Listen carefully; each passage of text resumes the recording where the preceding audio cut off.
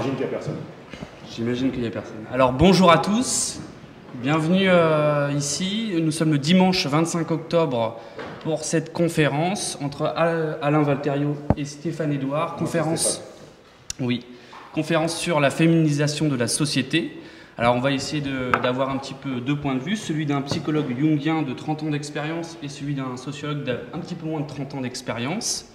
Alors, en quelques mots, pour celui qui ne le connaîtrait pas encore, Alain Valterio, c'est un psychologue jungien, je l'ai dit. Il ne milite pas pour le retour du patriarcat, évidemment, c'est ce que ses détracteurs lui reprochent, ou encore une nostalgie de l'autorité. Il ne s'attaque pas non plus aux psy, il n'est pas non plus misogyne, attention. Il s'insurge plutôt contre cette culture qui est imbibée de thérapie qu'il a appelée la psyrose dans son dernier ouvrage, qui est la cause d'une névrose collective qu'il appelle du coup la névrose psy, titre de son ouvrage qu'il a publié en 2014 aux éditions Favre. Donc face à lui, Stéphane Edouard, que vous connaissez peut-être un peu plus, sociologue diplômé en sociologie des groupes, qui a publié aux éditions Flammarion L'homme idéal, 50 leçons pour séduire la femme qui vous plaît, pas n'importe laquelle, en 2011. C'est ça, je ne me trompe pas. Alors, les bénéfices, dernière remarque, les bénéfices de cette conférence seront reversés à l'association SOS Village d'enfants, association qui aide les enfants qui ont grandi, qui n'ont pas eu la chance d'avoir des parents à côté d'eux pour leur éducation et leur épanouissement. Alors je vais laisser deux petits mots à Stéphane et ensuite je donnerai la parole à Alain Valterio qui va nous parler de son livre et plus globalement de la névrose psy. Merci Léo, bonjour à tous. Je ne brûle pas la politesse et à notre invité, l'élégance veut que nous lui laissions la présentation. Je vous remercie simplement d'être venu en ce dimanche après-midi d'octobre.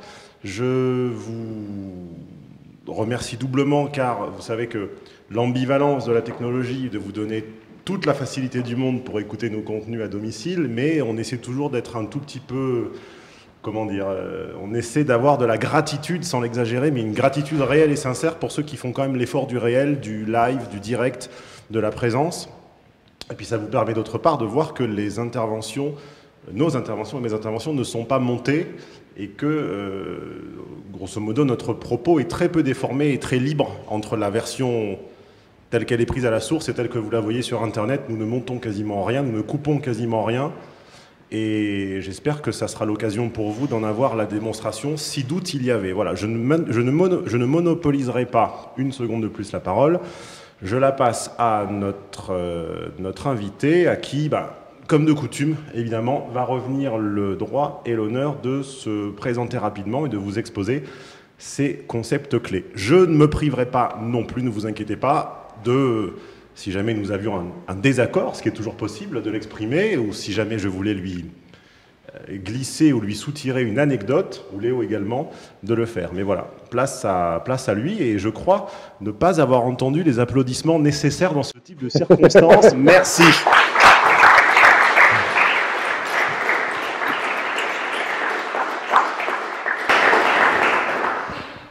Donc la première question, Alain, elle coule de source. Ce concept de névrose psy, à quel moment et comment vous en avez pris conscience? Quand j'avais 20 ans, le facteur pathogène incriminé, c'était ce que nous appelions la névrose, la culture judéo-chrétienne, avec pour conséquence ce que nous appelions la névrose chrétienne, qui était censée nous inhiber, notamment dans les conduites sexuelles. Nous étions tous supposés être trop obéissants et nous allions en thérapie pour l'être un peu moins. Nous avons combattu la culture judéo-chrétienne et nous ne nous sommes pas rendus compte qu'en même temps que l'on faisait tomber les interdits de la culture judéo-chrétienne, on en érigeait d'autres. Et c'est ça que j'ai appelé la psyrose. C'est cette culture sortie des murs de la consultation et qui aujourd'hui agit sur les mentalités, pas toujours de la meilleure façon, parfois même pour le pire. J'impute à la névrose psy, à la culture, à la psyrose, la recrudescence de suicide, notamment chez les jeunes, je m'expliquerai là-dessus. Il règne un esprit de thérapie qui mobilise les mentalités appréhender le rapport à soi-même et le rapport aux autres d'une façon que moi je juge pour le moins déformée. Cet esprit de thérapie veut que l'on voit de la pathologie là où il n'y en a pas. Le malheur, c'est que quand on voit de la pathologie là où il n'y en a pas, on la crée. J'ai ici l'exemple, par exemple, dont j'ai envie de parler, hein. C'est le jeune homme qui est venu me voir la semaine passée, il a eu un accident, il est tombé d'un échafaudage, il s'est cassé un bras. Ce qui a nécessité un congé maladie de 5 semaines. Pendant ce congé maladie, il a dû aller voir une ergothérapeute, une kinésithérapeute si vous voulez, qui a participé à la rééducation de ce bras.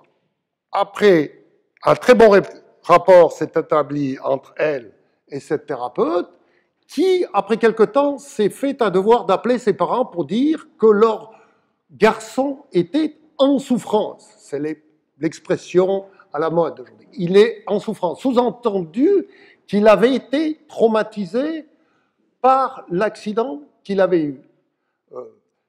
Dans la mesure où ça permet au jeune homme de prolonger son congé maladie, ça n'est pas encore trop grave.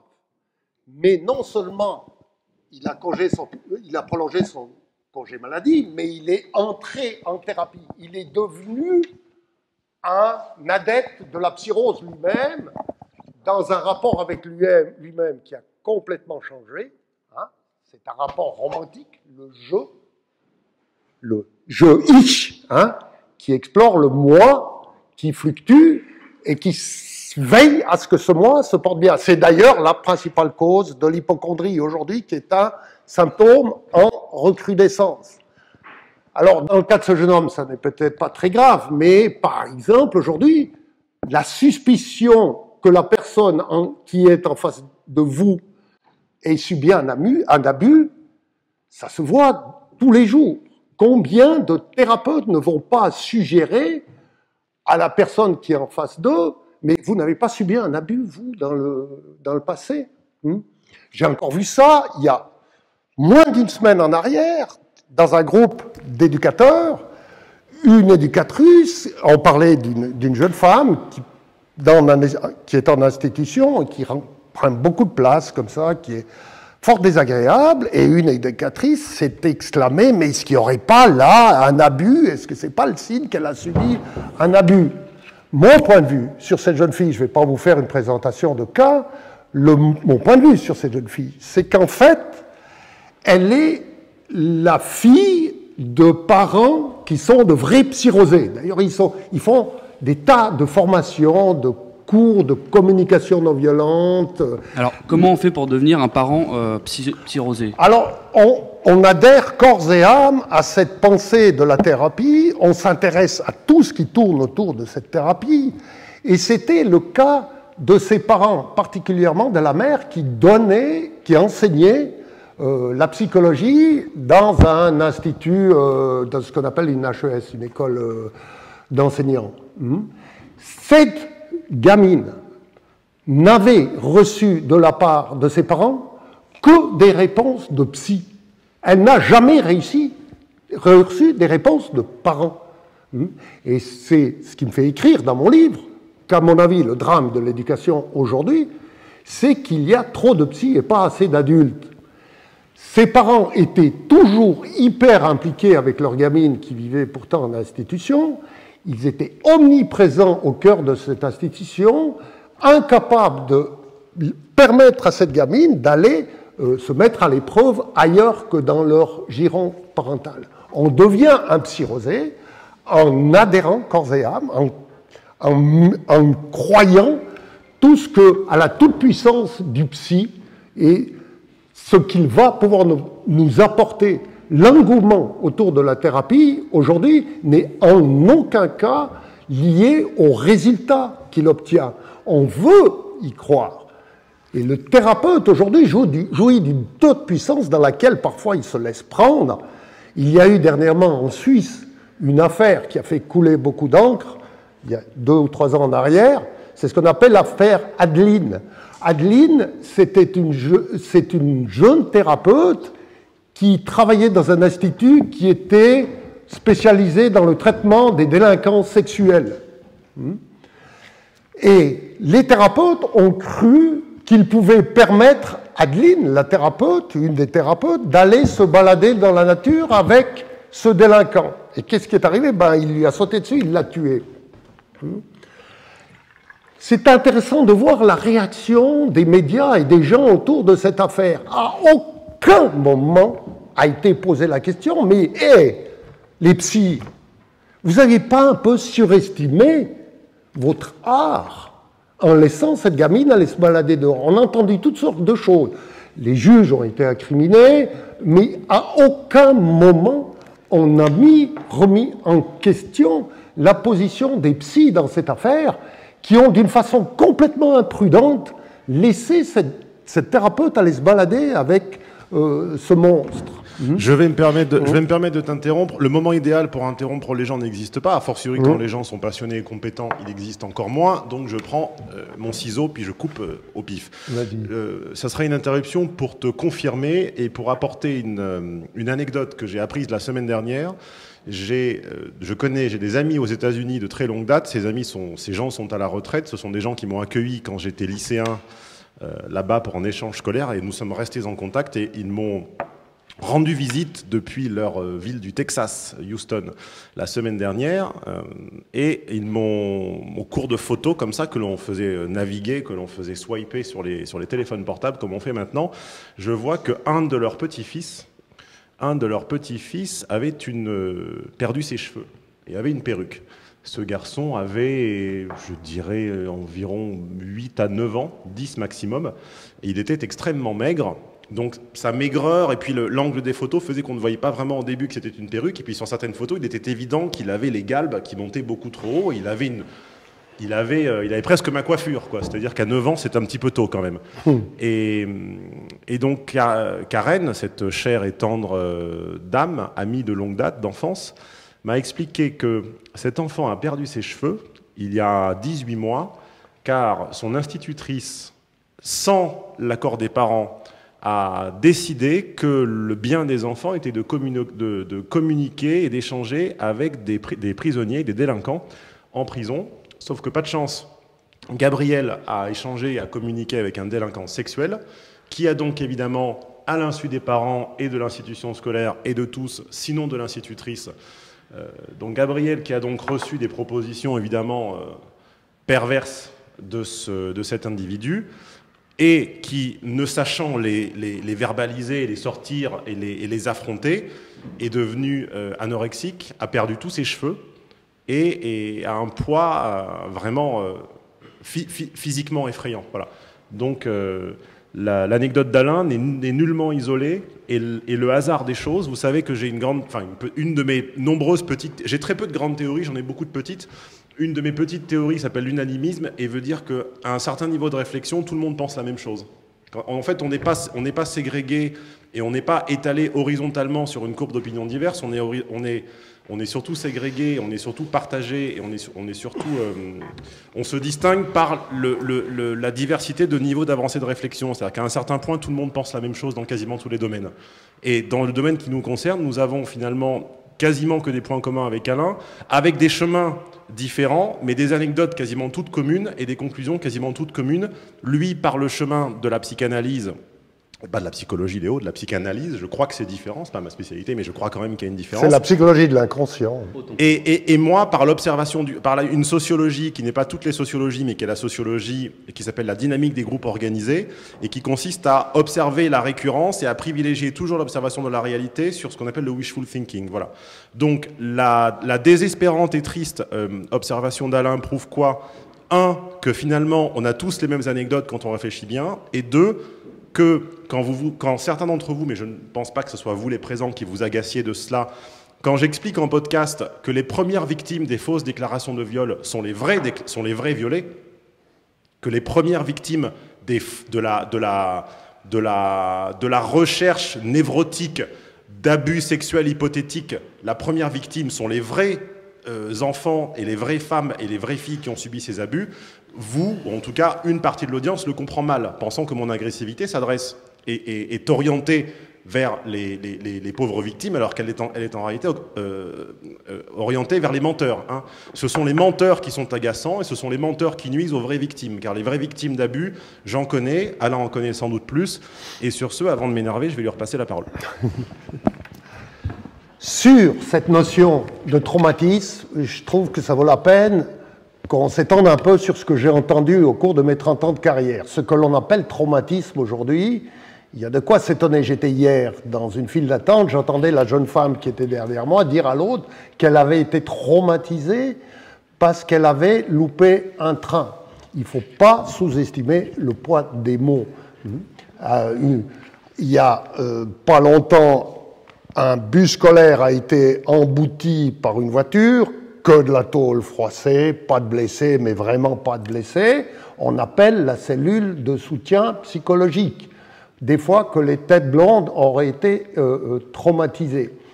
On est à l'affût de tout ce qui pourrait avoir valeur de traumatisme. Aujourd'hui, toute expérience qui pourrait être désagréable va être perçue dans cette mentalité de la psychose comme éventuellement un facteur de pathologie, donc un traumatisme. Et je suis très étonné de voir que, par exemple, dans l'éducation, l'éducateur est aujourd'hui complètement paralysé par être un facteur de traumatisme pour la personne qu'il est en charge d'éduquer.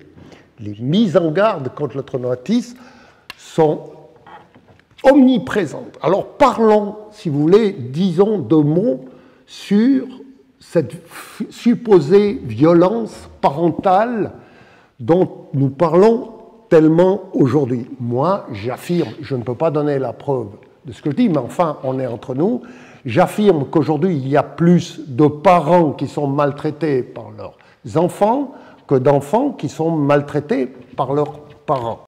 Je me permets juste un instant. Donc du coup, 30 ans d'analyse et de rencontres avec des patients, j'imagine que c'est des centaines et des centaines de situations.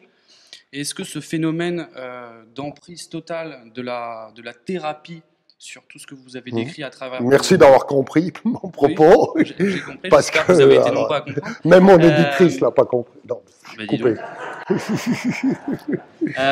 Voilà, est-ce qu'en 30 ans, donc tous ces patients, est-ce qu'à un certain moment, quels ont été en fait les marqueurs qui vous ont fait prendre conscience que oui, là, il y avait une vraie montée de la thérapie, et je dirais, au travers des exemples que vous nous avez donnés, est-ce qu'en fait la brique manquante, ou plutôt le yin qui ferait l'équilibre avec le yang, par rapport à la thérapie, qu'est-ce que ça pourrait être? J'ai envie de vous parler d'une situation qui m'avait frappé, ça fait longtemps, parce que c'était au début du portable, du Natel. J'avais reçu un couple de parents qui étaient venus me voir au sujet de leur enfant de 11 ans qui, manifestement, leur en faisait voir de toutes les couleurs et qui les maltraitait tant et plus.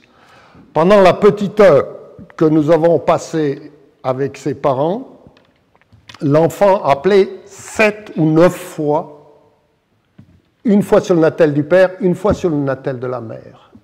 À aucun moment, je me suis dit, je vais interrompre ce ballet. Je vais laisser ses parents se débrouiller avec ça. Et tout le long de la séance, à aucun moment, ses parents se sont sentis autorisés d'éteindre leur Natel.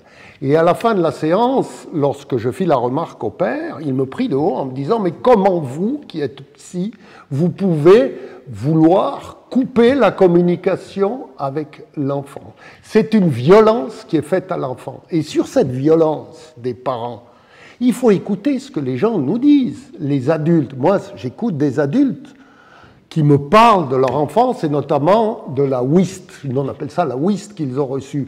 Ils disent quoi? Ils disent oui, c'est arrivé une ou deux fois. Parfois ils disent je l'avais bien mérité. Ils ne disent pas qu'ils ont été. Tu parles de la gifle. voilà, la gifle, ou La whist, c'est la gifle. Ouais, j'étais le seul à avoir loupé la whist. Donc, Natel égale mobile et whist égale gifle. Je fais la traduction exact.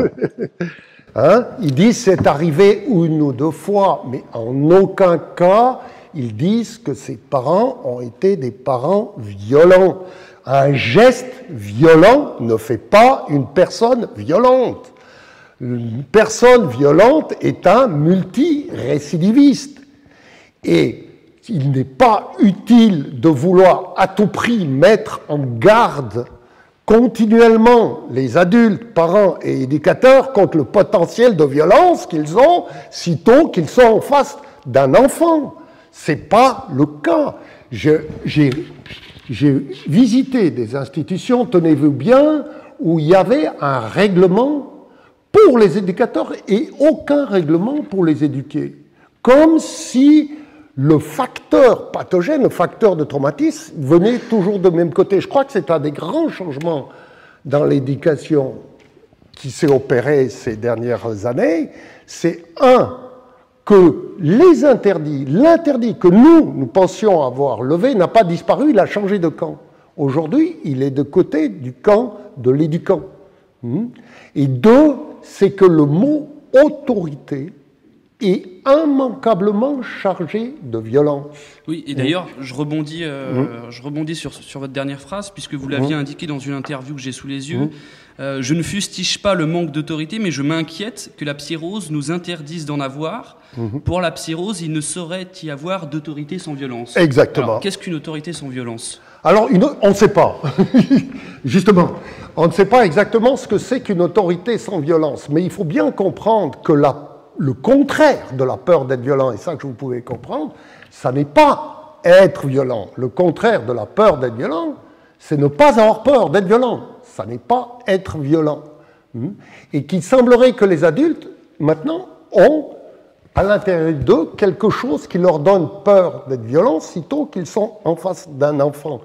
Je suis étonné le nombre d'éducateurs qui disent « je ne sais pas ce dont je pourrais être capable ». Et c'est justement cette peur-là qui parasite, qui rend l'intervention éducative complètement improductive. Sur le mot violence, mais ce qu'on appelle violence, c'est sidérant. Attends, laisse-moi juste dire cette anecdote. J'en parle, je ne sais pas si j'en parle dans le livre. C'est deux gamins de 7 ans, deux petits copains de 7 ans, des copains de toujours qui font le chemin d'école ensemble. Ils arrivent à l'école, le ton monte l'un des deux, ils se chicanent, bagarre, il y en a un des deux qui enferme l'autre dans une armoire. L'enseignante a trouvé ça d'une violence inouïe.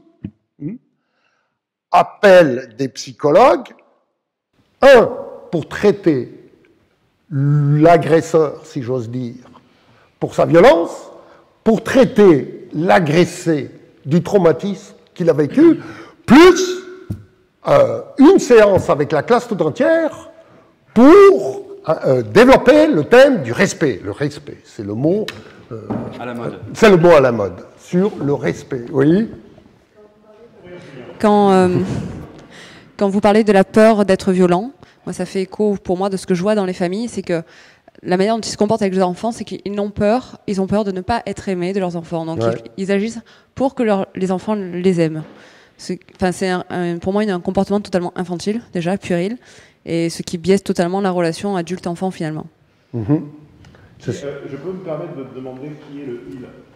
Les parents. Oui, ça j'avais compris, mais plus lequel? Parce qu'un comportement n'est jamais à 50-50. On le voit surtout dans les parents séparés. Quand les parents sont séparés, qu'ils ont affaire à leurs enfants tout seuls, et il faut absolument que le temps qui passe avec eux soit parfait, qu'ils oublient l'autorité qu'ils doivent avoir sous prétexte que l'enfant doit l'aimer. Très intéressant.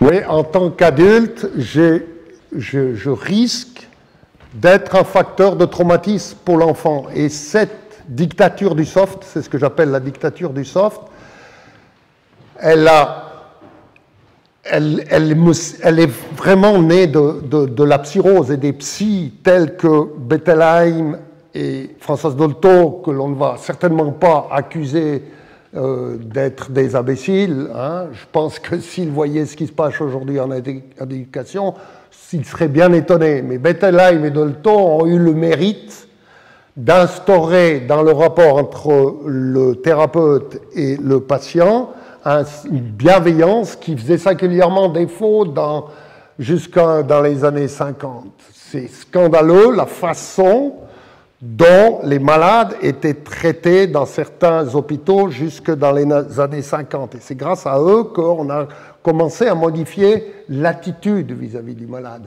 Seulement, moi je travaille dans les milieux psychiatriques, dans des foyers où on reçoit des cas psychiatriques, ou vivent des cas psychiatriques. Et je suis consterné de voir qu'en fait, on est toujours sur le même modèle. Le fou va être traité comme un fou, mais dans une extrême complaisance. C'est-à-dire que avant, le fou n'avait aucun droit parce qu'il était malade, et aujourd'hui, il a tous les droits parce qu'il l'est. Et aucune exigence ne va être portée sur lui. J'ai assisté, mais il y a 4 jours en arrière, j'étais durant une supervision, on était dans le bureau des éducateurs en train de faire ce travail de supervision, est entré un pensionnaire de la maison et de façon parfaitement inadmissible. Je n'ai pas vu. Alors il paraît qu'il est borderline. Borderline, ça veut dire personne ne sait. Mais enfin, c'est un mot qu'on utilise à tout bout de champ. Un peu comme respect. Voilà, un peu comme respect. Voilà, il y en a. Il est rentré de façon parfaitement scandaleuse. Il a exigé qu'on lui donne le téléphone parce qu'il devait appeler ses parents et il est sorti sans dire merci. Aucune réaction des éducateurs. Une saine réaction où simplement on va dire peut-être tu peux nous parler autrement, tu peux dire merci quand tu reçois le téléphone. L'éducatif a été supplanté par le thérapeutique. Aujourd'hui, on fait du thérapeutique là où on devrait faire de l'éducatif. Et là, les exemples, mais j'en compte des centaines. J'ai dernièrement été dans une institution où un jeune homme est arrivé complètement sous un soir. Réunion du réseau, en urgence, parce que c'est toujours tout en urgence. Réunion du réseau. Qu'est-ce qui va être décidé? On va décider que le jeune homme en question va devoir aller suivre une thérapie chez une spécialiste des addictions. Il en a déjà 4 de thérapie. Il voit un psychiatre, il voit une spécialiste de l'estime de soi, je ne sais pas ce que ça veut dire. Il suit une thérapie par le cheval. Et en plus, maintenant, on va lui mettre encore une thérapie par l'addiction. C'est-à-dire qu'on fait du psy là où on devrait faire de l'éducatif. J'ai eu une autre situation qui m'a beaucoup interpellé. Une demi-seconde, Alain. Ceux d'entre vous qui ont lu mon livre, j'aurais bien aimé en apporter pour vous les signer et vous les vendre également, mais je n'en ai plus, savent que Alain vient de dire l'estime de soi, je n'ai jamais compris ce que ça voulait dire, or j'ai 30 ans d'expérience. Moi, mon premier chapitre, c'est la confiance en soi, je n'ai jamais compris ce que ça voulait dire. L'estime de soi, ça s'obtient par des victoires sur soi-même, surtout là. Et ce qui est bon, les victoires sur soi-même, on les obtient à partir du transfert que l'on fait sur une personne adulte, plutôt de son sexe. Malheureusement, on n'a plus le droit d'être cette figure sur laquelle un garçon peut faire un transfert qui lui permettrait de se dépasser.